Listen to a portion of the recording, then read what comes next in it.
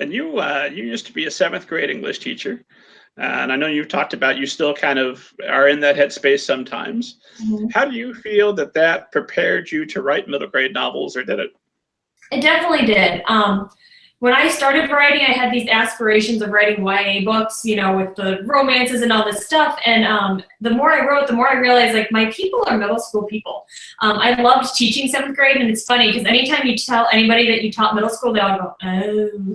Because middle school is kind of a rough age. They're stuck in the middle of being between kids and adults. You know, you're going through a lot of changes, and friends are hard, and, you know, friends are mean a lot of the time. And I think being on the road to achieving this dream is exactly where I needed to be for those years, because not only was I around my future readers, but as an English teacher, I was constantly reading middle grade books, trying to find the next hot book that would get my non-readers to become readers.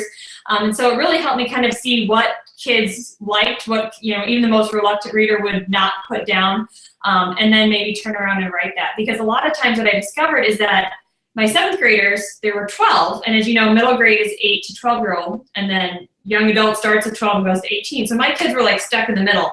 And a lot of them were ready for the action of the young adult book, but they weren't ready for necessarily some of the like grit and content that goes along with the young adult book. So when I sat down to write mine, I said I want all the adventure and all the action of the young adult book, but I don't want to have anything that will get me a parent email, if that makes sense. As a teacher, you always want to avoid the parent emails. Pretty much your rule in life. Mm-hmm. And I wanted to ask you, I know that I had read that you had received over 150 different rejections before you found Miss Jody Reamer, who again is welcome on my blog anytime. How did you persevere? How did you keep going through 150 rejections to get where you are now? One thing I already mentioned is I had something good coming down the pipeline. I was writing Edge of Extinction. At the time, it wasn't called Edge of Extinction, but I was working on that.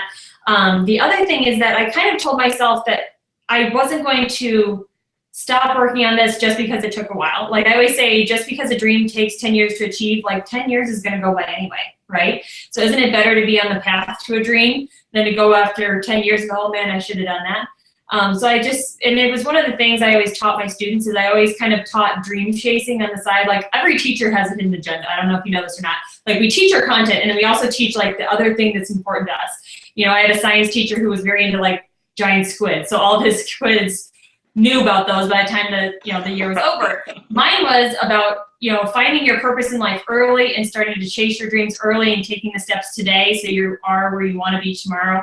And so it was really a way for me to show that to my kids, to live that life. And I would show them the rejection letters, and I would show them, you know, I'd always say the very first day, like, what's your dream? They'd like write it on a cloud, and we'd put them up on the front of the room so that literally their dreams were in front of them all year long.